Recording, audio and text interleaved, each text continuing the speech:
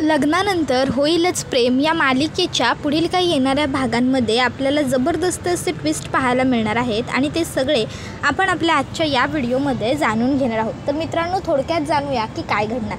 आता पार्थ काव्याला सुंदर काव्यार्थ नावाचं मंगळसूत्र देतो आणि मंगळसूत्र बघून काव्या खूपच जास्त खुश होऊन जाते। पार्थ आणि काव्याच्या आयुष्यात सगळं काही सुरळीत आणि छान सुरू असताना दुसरीकडे जीवा आणि नंदिनीच्या आयुष्यात मात्र वसुहत्या आणि रम्याने खूप मोठं वादळ आणून ठेवलेलं असतं।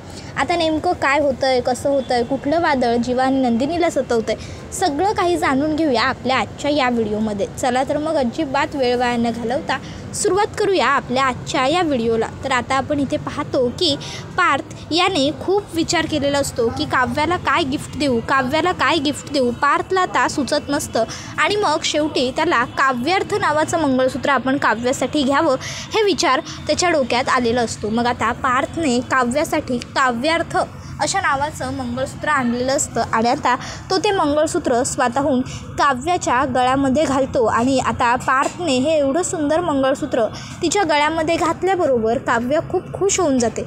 तर पार्थ हा काव्याला आता समजावून सांगायला लागतो। पहिलं तर तो तिला सॉरी म्हणतो। काव्य विचारते, तुम्ही का सॉरी म्हणताय? त्यावर पार्थ हा आता काव्याला सांगत असतो की काव्या, काय आहे ना, तुमच्याकडनं जर एखादी चूक झाली तर तुम्ही त्याला जितके जबाबदार आहात तितक्याच जबाबदार मी सुद्धा आहे।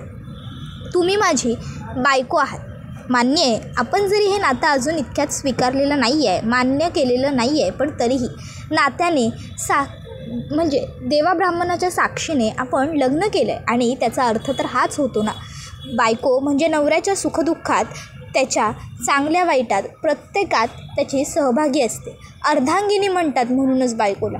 मग जर सुखदुःखात तुम्ही माझ्या सोबतीला असाल तर तुमच्या चुकीत मी भागीदार नसेन असं वाटतं का तुम्हाला? त्यावर काव्य म्हणते, देशमुख म्हणजे? त्यावर पार्थ तिला सांगतो की तुम्ही चूक केलीत, पण ती चूक मी सुद्धा केली असं झालं म्हणून मी तुमच्यावर चिडलो। आता मला आशा आहे तुम्ही पुन्हा चुकणार नाही। त्यावर काव्या होकार देते आणि मी पुन्हा असं वागणार नाही असं सांगते। त्यानंतर आता मग पार्थ हा काव्याला मंगळसूत्र घालतो, इतक्यात त्याच्या फोनवर एक फोन येतो। तो फोनवर बोलण्यासाठी बाहेर जातो। आता काव्या ते काव्यार्थ नावाचं मंगळसूत्र आरशामध्ये बघत असते आणि पार्थने तिच्या गळ्यामध्ये जेव्हा मंगळसूत्र घातलं तो प्रसंग तिला सारखा आठवत असतो आणि काव्या आता मनापासून खूपच जास्त खुश झालेली असते। तर दुसरीकडे आता जीवा हा ऑफिसला आलेला असतो आणि ऑफिसमध्ये आता त्याला विचारलं जातं की काय काम करायचं आहे तुला वगैरे सगळं ते। तर दुसरीकडे आता इकडे पार्थ हा आता काव्याबरोबर जे काही सुंदर क्षण त्याने घालवलेले असतात ते सगळे काव्याला आठवत असतात। तर इकडे पार्थ हा बाकीच्या एम्प्लॉईजना सांगत असतो, अरे काय काम करायचं असं काय विचारताय, मी सुद्धा तुमच्याबरोबर तुमच्यासारखाच तुमचाच डेस्कवरती बसून आता काम करणार आहे। मे बी हा माझाच डेस्क आहे, नवीन दिसतोय हा डेस्क आज ऑफिसमध्ये, बरोबर ना?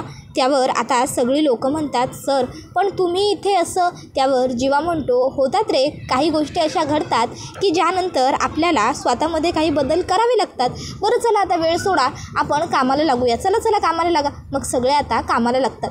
त्याबरोबर दुसरीकडे आता काव्या ही पार्थने दिलेलं मंगळसूत्र आरशात छान बघत असते।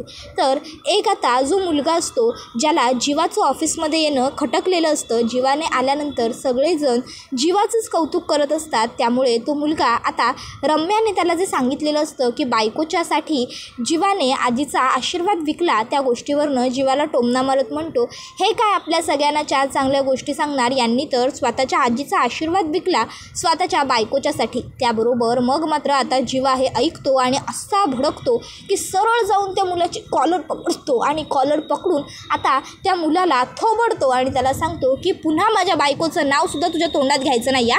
तर आता हे सगळं काही रम्या मागे उभी राहून बघत असते। रम्या म्हणते, वा वा वा जीवा वा, पहिल्याच दिवशी काय कडक सॉलिड माती खाल्ली आहेस तू, वा। पण याच्यामध्ये आणखीन एक ट्विस्ट येऊ शकतो, जर हे सगळं मामाने स्वतःच्या डोळ्याने पाहिलं तर वाव, एक्स्ट्रा मसाला पडेल ना या सगळ्या शोमध्ये। नाही, एक्स्ट्रा मसाला तर झालाच पाहिजे असा विचार करत रम्या विक्रमकडे येते आणि विक्रमला सांगते, मामा अरे जीवा ऑफिसमध्ये मारामारी करतोय, बाकीचा स्टाफ समजावतोय पण जीवा त्यांचं काही ऐकत नाही आहे, मी समजवायला गेले आणि मला जर काही उलटंपालटं बोलला तर स्टाफसमोर माझीसुद्धा इन्सल्ट होईल, म्हणून मी डायरेक्ट तुलाच बोलवायला आली। विक्रम काका म्हणतात, काय जीवा मारामारी करतोय ऑफिसमध्ये? आता हेच बाकी राहिलं होतं का याचं? मग आता विक्रम काका तिकडे आलेले असतात आणि ते आता मोठ्याने ओरडतात, काय सुरू आहे रे इकडे? त्याबरोबर आता जीवा लगेचच त्या मुलाची कॉलर सोडतो. तर तो मुलगा सांगायला लागतो की सर, जीवा सर बघा ना, मी त्यांना थोडंसं मस्करीत बोललो तर लगेच त्यांनी माझी कॉलर वगैरे पकडली. त्यावर विक्रम काका म्हणतात, जर आपल्याला सहन होत नाही ना तर आधीच जमेल तितकंच वागायचं.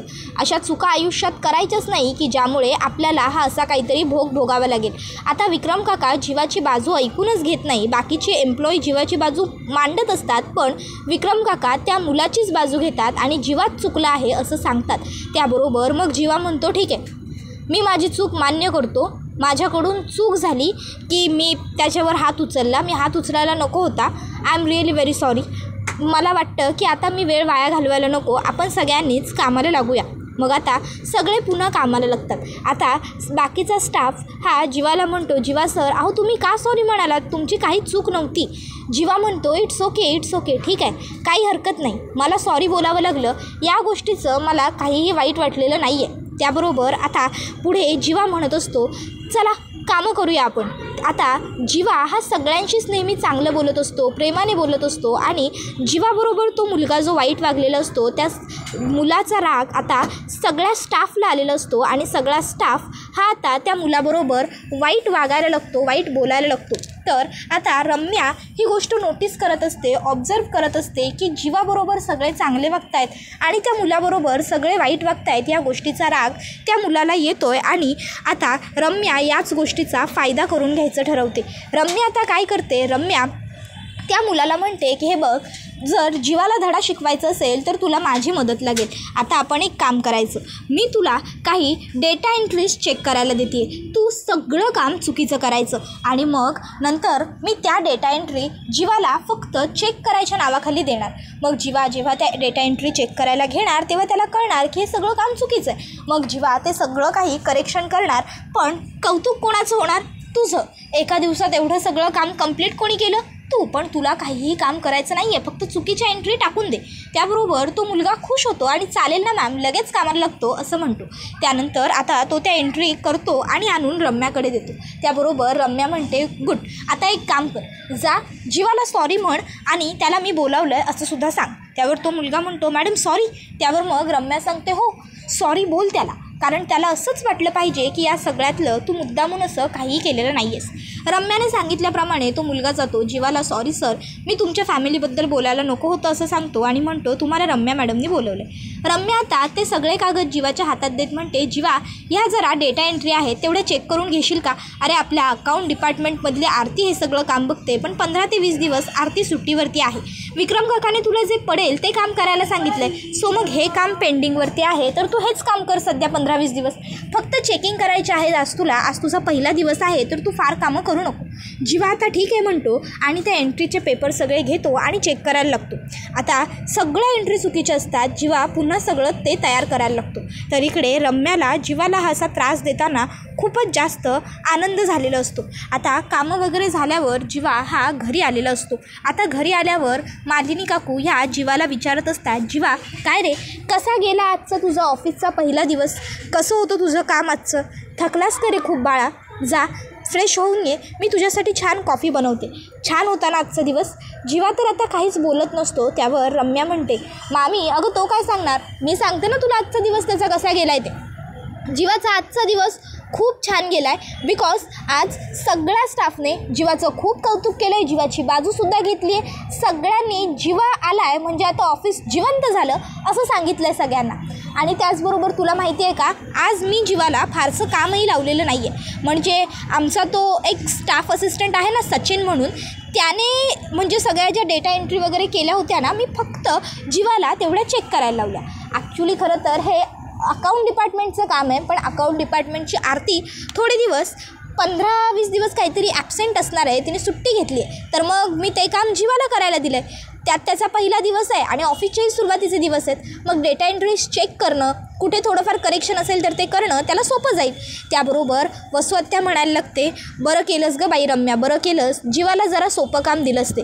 नाही म्हणजे जीवाला ऑफिस काम या सर्व गोष्टींची कशी सवय नाही आहे ना, आयतं घरामध्ये बसून राहायचं, फक्त टाईमपास करायचा, सगळ्यांना त्याबरोबर आता रम्या आणि वसवत्त्याकडे मालिनी रागाने बघते. त्यावर वसवत्त्या म्हणते, अगं म्हणजे मी चांगल्या पद्धतीने बोलते मालिनी. आपला जीवा कधी ऑफिसला गेलाय का? त्याने कधी ऑफिसमध्ये सिरियसली बसून काम केलं आहे का आपल्या पार्थसारखं? नाही. तो फक्त ऑफिसमध्ये मजा मस्ती करायला जायचा, सगळ्या स्टाफला हसवायचा, मजा करायचा. स्टाफसुद्धा आज तसंच म्हणत होता असं रम्याने मला फोनवर सांगितलं. त्यावर लगेचच पुढे वसवत्त्या म्हणत असते, रम्या बाई बघ ग, आता सध्या जीवाला तुला सांभाळून घ्यायचं आहे. नाही, पार्थसुद्धा त्याच्यावर नाराज आहे आणि विक्रमसुद्धा. त्याबरोबर आता लगेचच मालिनी काकू म्हणायला लागतात, पुरे झालं हां रम्या, दमून आली असशील ना तू पण ऑफिसवरनं आली आहेस म्हटल्यावर. जा तू सुद्धा फ्रेश होऊन घे आणि तुझ्याच खोलीमध्ये बसून कॉफी पी. मी कल्पनाला सांगते तुझी कॉफी तुझ्या खोलीत पाठवायला. आणि पार्थ जीवा जा, तुम्ही दोघंही जणं पटपट फ्रेश होऊन घ्या आणि कॉफी प्यायला लवकर खाली या. मी गरम गरम तुमच्यासाठी छान कॉफी बनवते. पार्थ तुझ्यासाठी तुझी फेवरेट कॉफी करते, सिनेमन कॉफी, आणि जीवाला माझ्या मस्त भक्कड अद्रक घातलेला चहा. काय? त्याबरोबर जीवा होकार देतो. आता कॉफी वगैरे पिऊन झाल्याच्या नंतर आता जीवा हा एकटाच जिन्यामध्ये बसलेला असतो. जिन्यामध्ये बसून तो आता स्वतःच्या गेलेल्या आजीची माफी मागायला लागतो. आता तो म्हणत असतो की आजी मला माफ कर. खरं तर मला तुझा हार विकायचा नव्हता गं, पण मेलेल्या माणसाच्या आठवणी, त्याचा आशीर्वाद जपून ठेवण्यापेक्षा जिवंत लोकांच्या डोक्यावरचं छप्पर आणि त्यांच्या चेहऱ्यावरचा आनंद वाचवणं मला जास्त गरजेचं वाटलं, म्हणून मी तो हार विकला. म्हणून सगळेच जण माझ्यावर नाराज आहेत. सगळ्यांना असं वाटतंय की मी हे सगळं करून दाखवलं, मला काहीच फरक पडला नाही. पण तसं नाही आहे गा आजी, मलासुद्धा तुझा तो हार विकताना, ज्वेलरला देताना खूप दुःख झालं, मलासुद्धा खूप वाईट वाटलं. असो, शेवटी मी जे करायला नको होतं ते केलंच. पण मी खरं सांगतो आहे आजी, मनापासून मी हे सगळं नाही गं केलं. खरंच मला खूप वाईट वाटतं या सर्व गोष्टींचं. इतक्यात तिकडे नंदिनी येते. नंदिनी जीवाला म्हणते, जीवा काय हो, कुठल्या विचारात हरवलाय? मघाशी चहा प्यायलात आणि तिकडनं जे गायब झालात ते इथे येऊन जिन्यात बसल्या होय. मी तुम्हाला सगळीकडे शोधते. जीवा आजचा तुमचा दिवस बरा गेला ना? तुम्हाला आज त्रास ऑफिसमध्ये फारसा झाला नाही ना? तुमचा जीव कोंडल्यासारखं वाटला नाही ना? जीवा आता सगळे ऑफिसमधले जे त्याने काम केलेलं असतं ते सगळं आठवतं.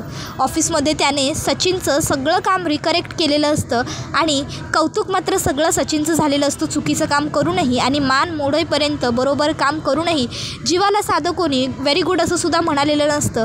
ही गोष्ट त्याच्या लक्षात लगेच येते. पण जीवा म्हणतो, हो अगं अगदी उत्तम दिवस गेला आहे माझा, आणि सुरुवातीच्या दिवसात तर थकायला होईलच ना मला.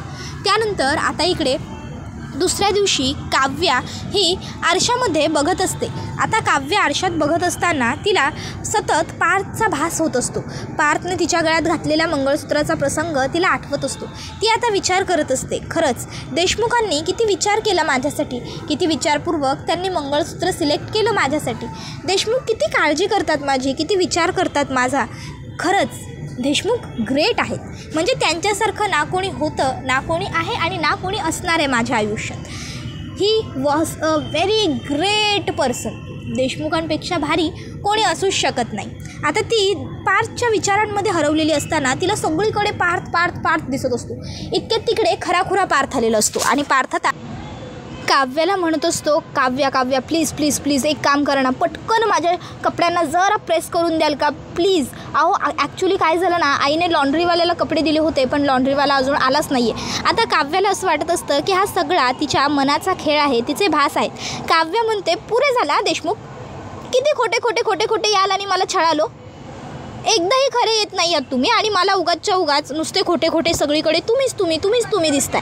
तुम्ही मला आजपर्यंत कधी साधी कॉफी बनवून आणायला सांगितलेली नाही आहे आणि आज चक्क मला डायरेक्ट तुम्ही तुमच्या कपड्यांना इस्त्री करायला सांगणार आहात का? जा, नाही करत मी इस्त्री. आणि आता जर पुन्हा येऊन तुम्ही मला असं खोटं सतवलंत ना तर बघा मी बोलणार नाही आहे तुमच्याशी देशमुख.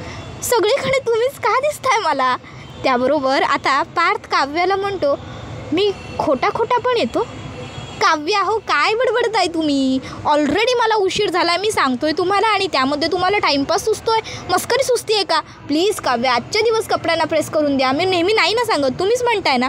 त्यावर काव्या म्हणते, देशमुख म्हणजे तुम्ही इथे खरेखुरे आलाय? तुम्ही खरं माझ्यासमोर उभे आहात? आणि काव्य आता पार्थच्या कपाळाला हात लावून बघते. पार्थ म्हणतो, काव्या काय करताय? अहो खरेखुरे आहात म्हणजे खोटं कोण येतं? अर्थात खराखुरा आलो आहे काव्या, प्लीज कपड्यांना प्रेस करा. बाय द वे तुमचं काय चाललं होतं? खोटा आलो आहे म्हणजे मी काय तुम्हाला खोटा पण दिसतो? तशी काव्याची आता तोत्री होते. म्हणजे तिला कळत नसतं की आता पार्थला काय उत्तर देऊ. ती म्हणायला लागते हो म्हणजे ते नाही मी ते आपलं उशीर होतो आहे ना. उशीर आत्ताच म्हणालात ऑफिसला जायचं आहे, उशीर होतो आहे, कपड्यांना प्रेस करायचं आहे, आंघोळ करायची. जा ना तुम्ही आंघोळीला जा, मी पटपट प्रेस करून ठेवते. मग पार्थ तिकडनं हो बरोबर आहे असं म्हणत जातो खरा. तर काव्य आता इथे म्हणत असते नशीब थोडक्यात वाचले. काव्या मॅडम काय चाललं आहे काय तुमचं? नाही सगळीकडे तुम्हाला पार्थ दिसत आहेत, इथपर्यंत तर सगळं ठीक आहे, पण तुम्हाला ही गोष्ट देशमुखांना कळून नाही द्यायची, नाहीतर देशमुख खूप भाव खातील काय.